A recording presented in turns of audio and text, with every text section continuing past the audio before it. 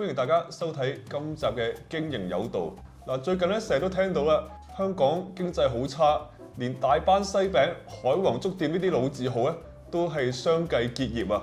咁有唔少朋友咧都對當前嘅香港甚至全球嘅經濟環境咧都覺得係好失望。咁我哋呢個頻道咧就係嘗試係話俾大家知咧，其實如果你覺得個環境好差，就算差到點樣都好，都係可以有出路嘅。又或者其實香港嘅經濟又咪真係咁差嘅咧？到底係啲咩因素令到咁多嘅企業都係咁難做咧？又或者相反嚟講，做好一個企業有啲咩嘅成功因素係可以仿效嘅咧？今集就好榮幸請到歐云周博士上嚟咧，係接受訪問，分享佢嘅一啲嘅寶貴經驗。咁歡迎歐云 Sir 你喎。係，你好，大家好。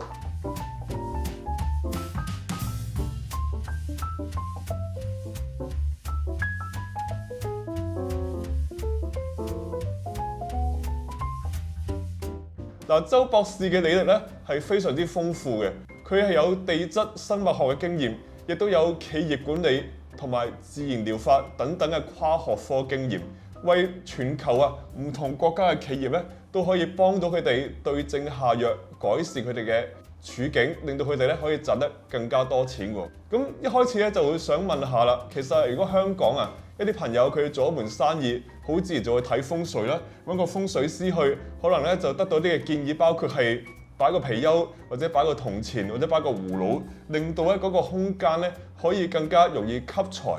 咁以你嘅經驗嚟講啦，或者喺地質生物學嚟講其實係咪都係用緊相似嘅做法嘅咧？都係類似嘅做法，但係咧比較精細好多。簡單講，我哋要幫一個企業咧，係先幫咗個企業家本身改變好佢嘅能量場。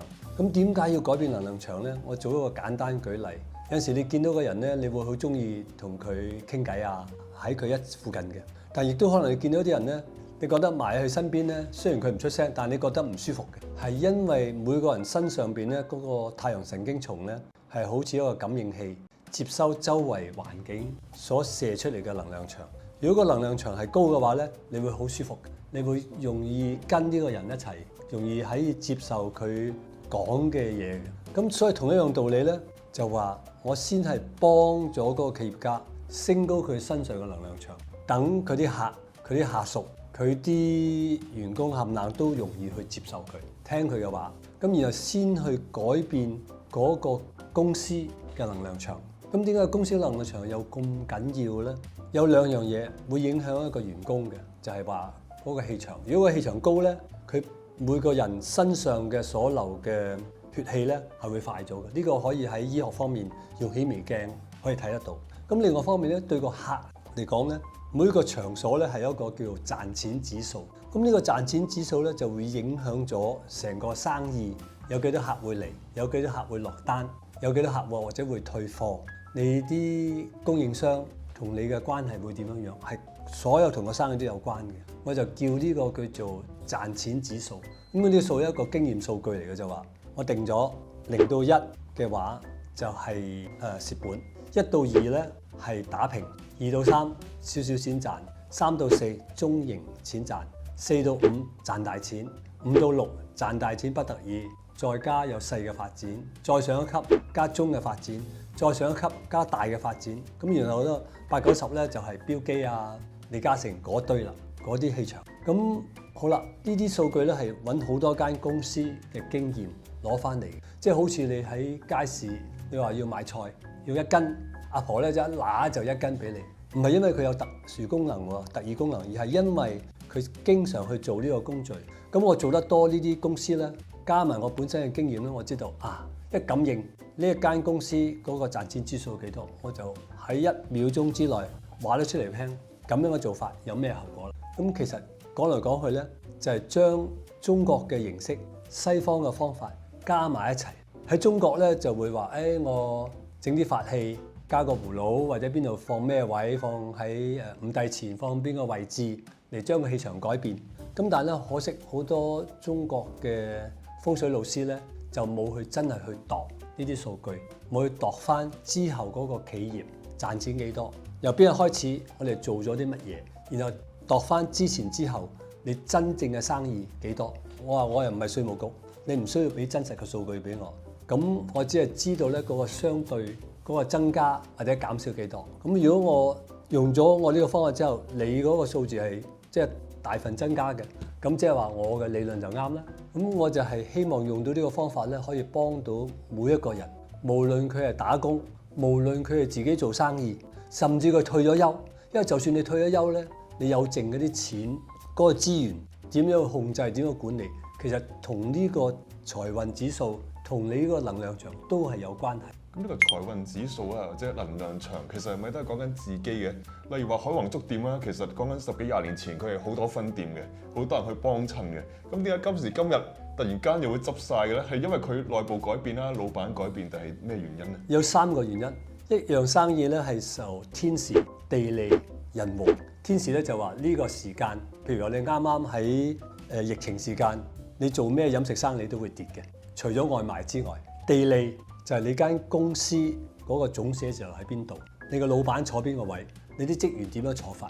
咁有啲人話：喂，你顧到老闆個位，你點樣顧到埋你嗰啲職員啲位？有咁多個人，我話有個分別嘅啫。喺個空間每一點咧，個能量場都唔同嘅。雖然話佢一張台一個職員行咗個位咧，但係你將佢褪翻左啲右啲咧，佢能量場就改變啦。咁如果每一個職員將個效率加高10%到20%咧，你成間公司咧就升咗10%到20%。咁我係用呢個方法咧嚟幫好多公司嘅，去改變佢個場。我就幫每一個職員揾到佢最靚嗰個位，而係喺翻佢可以喐嘅範圍之內。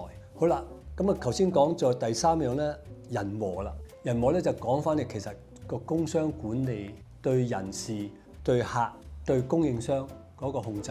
咁呢啲咧係比較有形嘅方法，但亦都有一個無形嘅方法咧，就係話兩方面個能量場嘅交換係點樣樣咧？咁我係用呢個方法咧去幫歐洲嘅公司，幫亞洲嘅公司。咁所以我每一年我喺德國翻嚟咧，我係受呢啲公司咧或者係私人去請，揾佢哋身體毛病嘅根源，每一樣嘢影響有幾多，然後咧亦都揾佢屋企嘅問題有咩影響緊佢屋企嗰個健康。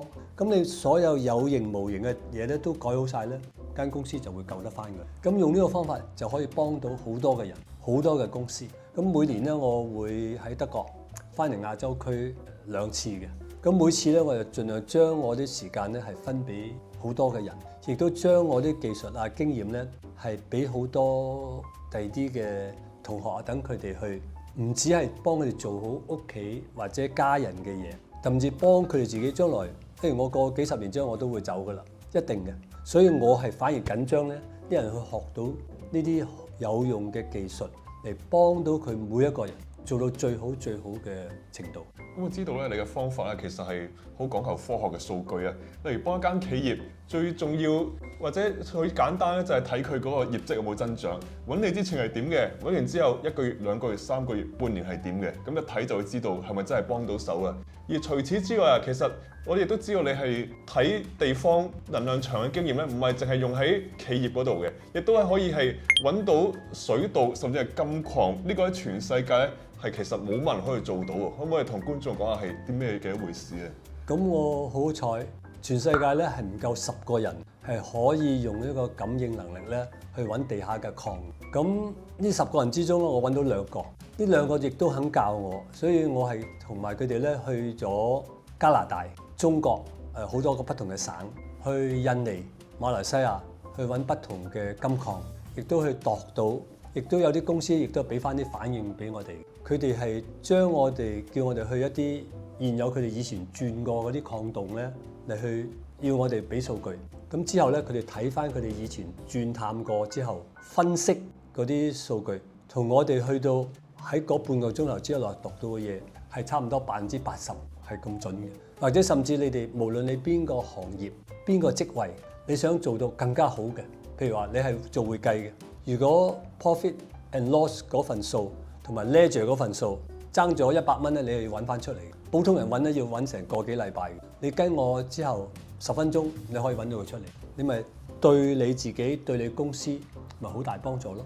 如果你做銷售嘅，你想唔想學到有2000個客，你可以話得出嚟邊個落單會最快，邊張單會最大，邊個客落咗單之後唔找數，嗰嗰啲可以送俾嗰啲競爭者咯。咁你能夠做到呢啲基本功，個老闆都會捉住你由頭錫到落尾㗎啦。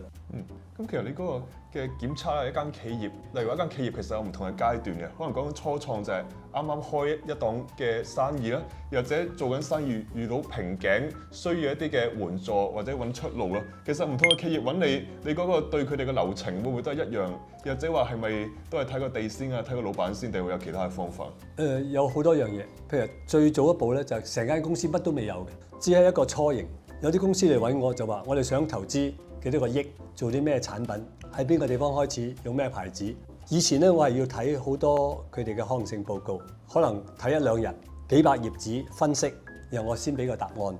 但係我要好坦白講，做咗幾十年生意，睇咗幾千份可能性報告，同咗好多拍檔第啲人商量，但係我可以話翻俾你聽，我用呢個方法咧唔係100%準，好多時候咧係歪晒嘅。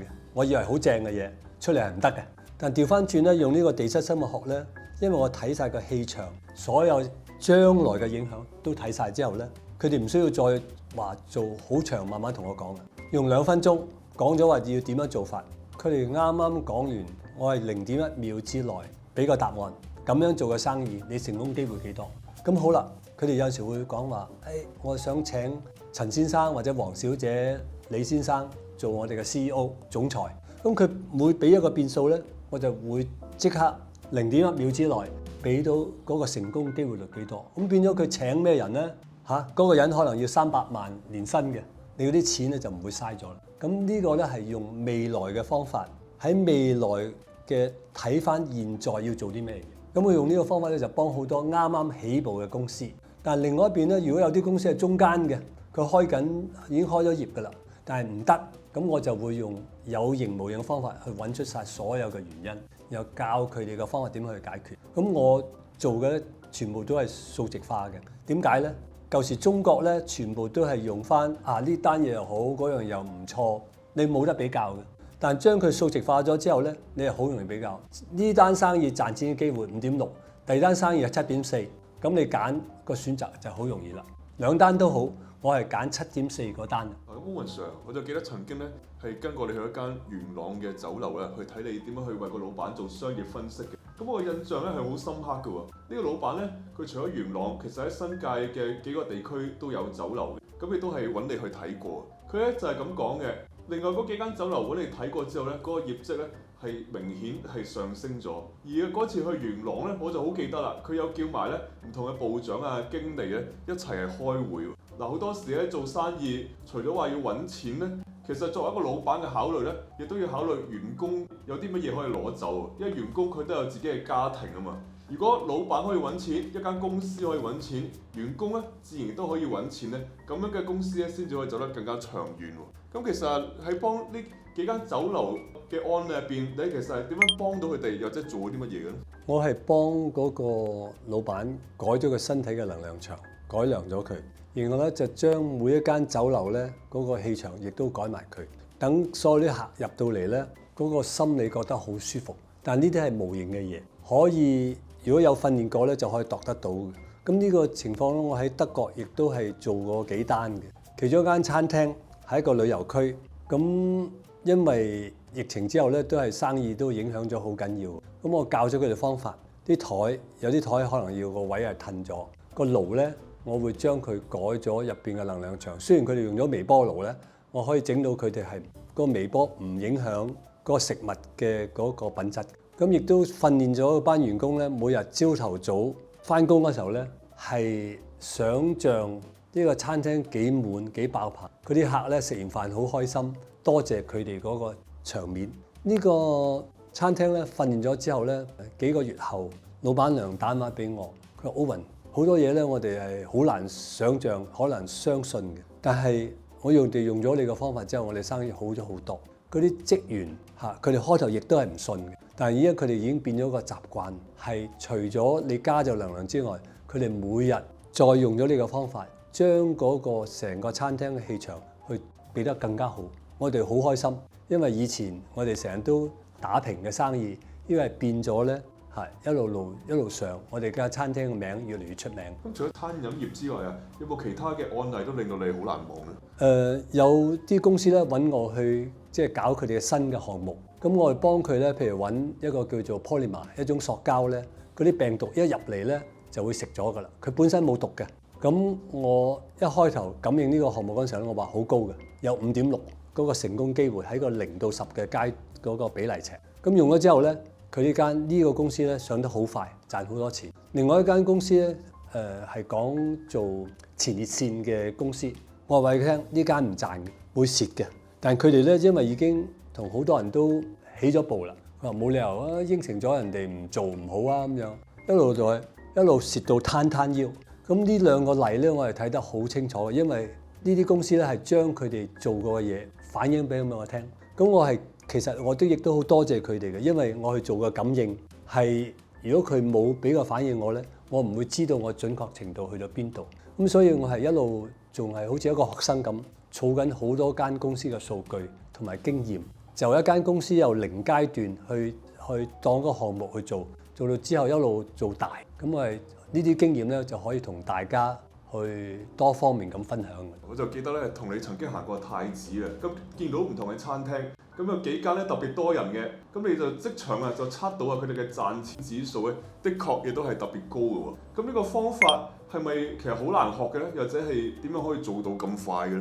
呢個其實都係一個經驗數據嚟嘅。我開頭練嗰時候咧，就去度每一間公司嗰個賺錢指數，之後先再問翻人呢度多唔多客嚟，流量有幾大。係經過咁樣重複咧，就變咗心入邊咧就越嚟越準啦。咁好似先幾日去一個朋友個公司嗰度，咁佢做嘅產品好特別，攞咗個專利。咁啊，全世界係每一間公司可以做到佢呢樣嘢嘅，可以將氣體嚟點樣整乾淨啊，整到冇味啊咁樣。但我話呢檔嘢唔賺錢，因為嗰個地方已經蝕咗㗎啦。咁呢個朋友佢做咗好多年生意嘅經驗，佢講翻出嚟係啊，我哋即係搞咗我哋都起唔到步。咁佢話你點會知道？我話第一樣我係靠感應。呢幾年咧，我係盡量將自己諗嘢嘅方法改變咗㗎啦，唔經大腦，先感應咗呢樣嘢會賺錢幾多，然後先再用一個有好似普通人嘅方法去用邏輯嘅思維去分析。咁我話你俾我睇到嘅地方咧，其實我經咗2重工序先可以講到俾你聽。你個產品咧係正，係冇人同你競爭得到，但係你有嘅客係好少嘅，即係好少嘅客咧會好緊張嘅氣味嘅，多數咧係會拎走第啲嘅氣體為主嘅。咁但係拎走第啲氣體為主嘅方法咧，全世界都有好多，你就唔係淨係你一個。但係喺氣味嗰方面咧，你贏晒。但係可惜喺氣味嗰方面咧，你全世界揾到嘅客係有嗰個數量就相對好細啦。所以喺個邏輯思維講咧，呢個就可以解釋翻點解你唔會賺錢嗰個問題。亦都説明咗其實做生意咧有好多嘢要考慮嘅。原來做生意啊係會有形同埋冇形嘅影響嘅喎，並唔係話一個產品就決定咗你嘅生意嘅成敗嘅。想知道自己嘅生意走得幾遠，又或者值唔值得做落去咧？做一個全面嘅諮詢或者檢測咧，可以令到我哋咧係走少好多冤枉路。咁好多朋友有啲係唔係自己做老闆嘅，打工。佢話因為有3份工俾我揀，咁我點知道我應該揀邊份咧？係咪淨係睇人工咧？或者邊個公司近啊遠啊？或者嗰啲下個公司名大唔大啊？我唔係計呢個，係計你對你一生嘅影響，或者起碼你計你3年到5年或者10年對你嘅影響，我係計嗰個數嘅。咁我用呢個數咧去比較，譬如話第一份工對你嘅好處3.4，第二份工5.6，第三份工1.8，咁你揀第二份工咯。咁你就好清楚咧嚟去選擇。咁同樣我喺馬來西亞最多人揾我上個堂咧，其實係點樣揀朋友、點樣揀老公嘅，次次都爆嘅。個原因好簡單，你學識咗個方法，你自己可以去度嘅。你用多1-2分鐘去度呢個數，好過將來喊一世啊嘛。咁我有一個問題想問啦，咁呢個數例如我度到啦，呢個人做咗伴侶係5分嘅，咁跟住係咪其實佢永遠都係5分，又或者係會隨咗啲事件改變呢個分數有改變嘅可能咧？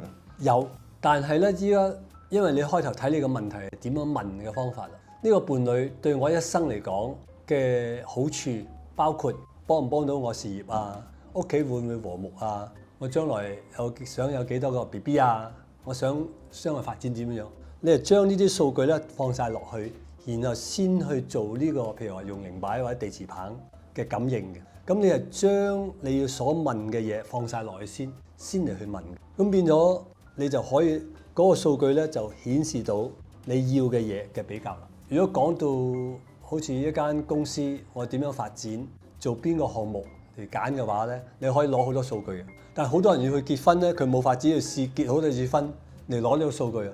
咁個情況之後咧，係我去攞好多人嘅數據嚟幫呢啲人。啲人咧通常我會叫啲人唔該你哋自己亦都去練習去做。咁我幫埋佢一齊咧，咁就好清楚啦。就幫佢哋慳咗將來好多不必要嘅麻煩。嗱，咁歐文 Sir 咧，仲有另一個好印象難忘嘅特點咧，就係你識好多國嘅語言，應該有成7國嘅語言㗎喎。咁好多時咧，係好多朋友都可能喺香港做生意，都會想係去大陸做啦，又或者啲朋友去中東做啦，咁就大致係咁嘅啫。但係你咧就喺內地有顧客啦，香港有顧客啦，去到係亞洲啦，甚至歐洲都會有顧客㗎喎。其實你覺得喺唔同嘅地方嘅商業，或者佢哋揾你嘅原因，會唔會都係相似定係好唔相同咧？都係相同啊！個個公司都想賺錢，想發展。當然啦，因為我屋企係講德文、法文、荷蘭文、英文，係方便咗好多直接溝通。嗰個接觸係唔同嘅。咁以前好彩，因為係環境係逼成我要去學呢啲話嘅。我讀書嗰陣時候，我教授話：機械工程最叻咧係德國。咁所以我走咗去讀德文咯。讀咗1年之後，文學院嘅教授話：Owen，我揾唔到你個名嘅，你邊度嚟㗎？咁然後先發覺原來香港大學個例咧，你係讀咗工程咧，你就唔可以去文科，又唔可以走去醫科嗰度讀嘅。咁嗰個教授話：我分學分我就唔俾得你啦，你照考試，出年可以繼續。咁所以咧，我係執到寶嘅，係冇俾任何錢情況之下去讀德文嘅。法文係因為我係同一班學生一齊住，其中有個法國人咧，佢係以前呢個法國文化協會個老總，退咗休留喺香港。我一次經過佢房就話：講笑啦，話你啲英文聽到我耳油都出埋，聽唔明啊，因為嗰啲發音法國口音嘅英文。我應該學你嗰啲法文，我先同你溝通得到。講咗呢句之後，每一晚放工佢就撳住我讀書，撳咗幾年。咁當然其實好辛苦啊！你即係晚晚有時又應酬呢樣嗰樣，翻完學翻嚟仲上多次堂，先有得瞓覺。咁但係一諗翻起有賺嘅，其實佢連豆零都冇收過我。荷蘭文係因為我啲親戚，佢哋都係咪荷蘭人。我去讀日文係因為30電機，我去做嗰個暑期工嘅時候，個老闆話：後生仔畢業之後可以嚟我度做，嗰個位預咗俾你都得，但一個條件你要讀日文。當你啱啱讀書開始嗰陣時候，有人俾一份工你去反應啦。一個禮拜揸幾次電單車落中環去上堂。咁但係我班同事咧就好唔生性嘅，因為佢個個都有份工好穩陣啊嘛。咁所以由8點鐘到9點上堂咧，實際上由8點到8點半咧都係我私家補習，得我嗰個人啫。咁個日文老師就好錫我啦，因為個個同事都懶，係得一個很勤力翻學嘅就係我。咁我係執到翻嚟嘅，其實呢樣嘢。咁就亦都好多謝老天爺，好彩。咁所以我同好多朋友講咧，你哋可以俾到你啲小朋友咩咧？就好嘅健康、好嘅人格、好嘅教育。好嘅教育咧唔係話我俾佢讀咗大學就 OK，唔係咁意思。依家啲人問你有幾多個學位、幾多個乜乜博士，咁樣問嘅，調翻轉嘅啦。咁第4樣咧，可能好多人都忽略咗嘅，就係好嘅語言。有啲人話我又英文，我又中文，我都好流利啦。依家仲識啲鹹水嘅普通話，夠晒啦咁樣。真係嚟講，你係唔夠嘅。你睇翻荷蘭、比利時、丹麥嗰啲學生，個個一小學都讀4、5種外語，同埋種種都流利嘅。咁如果你唔去跟佢哋咁樣讀法，你點同教人爭？如果你睇翻啲美國佬、英國佬，佢淨係識講英文，咁所以佢係實際上喺個世界嘅競爭佢係唔夠。咁所以如果將來你哋有機會咧，想去第度讀書又唔想俾錢嘅，你嚟揾我，我教你啲招數，你一年慳翻好多錢。喂，你讀大學、讀碩士、博士，你豆零你都唔使俾喎。咁呢個 tips 咧，你就淨係聽到你都賺咗啦。咁嘅歐文 Sir 嘅語言造詣咧係獲得國際肯定嘅喎。德國總理施密特訪問廣州咧，揾嘅翻譯正就係歐文 Sir。直接將德文翻譯做漢語喎。咁呢個職位咧係唔容易做到嘅。除咗語言之外咧，其實你嘅涉獵嘅知識嘅範疇都非常之廣闊啦。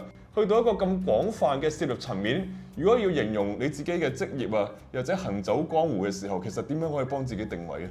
唔好講得我咁叻先得，我都係一個普通嘅人，只係因為咧我係俾人抌咗落水，一定要即刻去學游水啦。咁所以我哋都想將呢個經驗咧係同大家一齊分享嘅，就話點樣你可以做到好大競爭，將來咧唔係公司揀你，你去揀公司。咁你咁樣做法嗰陣時候咧，你就好舒服啦。咁同埋我係諗縮數嘅人，我話次次請個翻譯好貴，不如我自己做埋啦。咁所以咧，我係帶我啲總經理去，譬如歐洲去講數嗰陣時候咧，我唔請翻譯，我自己搞掂埋，慳咗個錢，快好多。呢邊啲人講德文、法文，嗰邊我啲同事聽到廣東話，舒舒服。咁其實用呢個方法亦都逼我會專心，因為當你只係得3秒鐘時間，呢度聽到嗰面要講翻出嚟咧。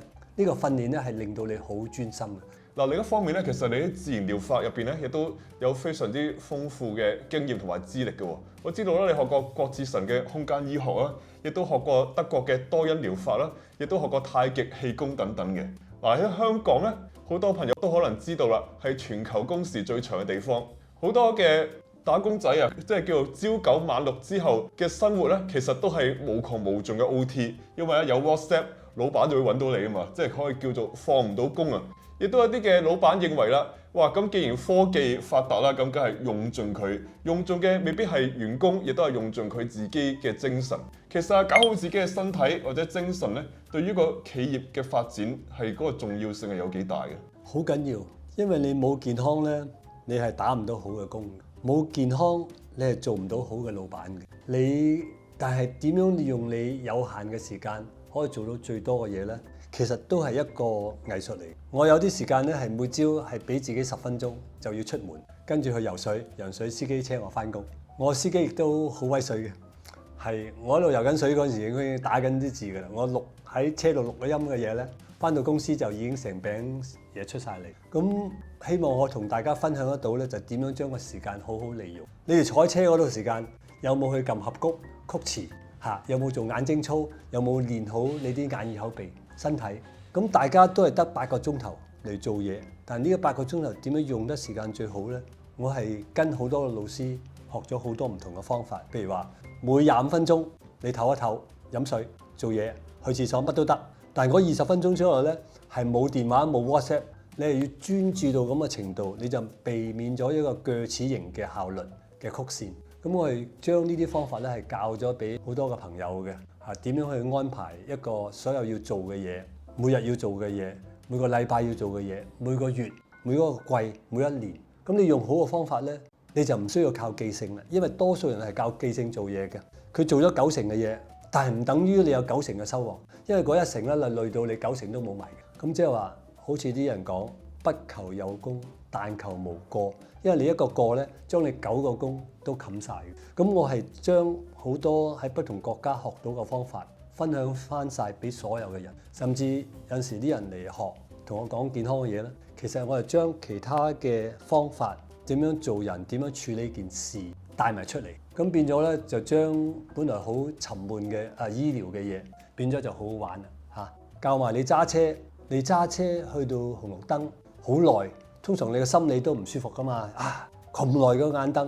但如果你知道用嗰個時間嚟練氣功、嚟腹式呼吸、嚟做好曬你所有要嘅嘢，你就心理上你就完全冇咗負擔啦。今集嘅時間就差唔多啦。如果各位有任何嘅問題想揾 Owen Sir， 或者有啲咩想分享嘅話，我哋呢條影片下邊就係一個連結，可以揾到我哋。我哋咧亦都會喺之後咧同 Owen Sir 合辦一啲嘅講座，講下點樣可以幫企業喺呢個咁嘅時勢入邊揾到更加多嘅出路。記得咧係留意我哋嘅頻道，到時咧就會係公佈更加多嘅詳情嘅。我哋下集再見，再次多謝 Owen Sir 上嚟接受訪問，拜拜。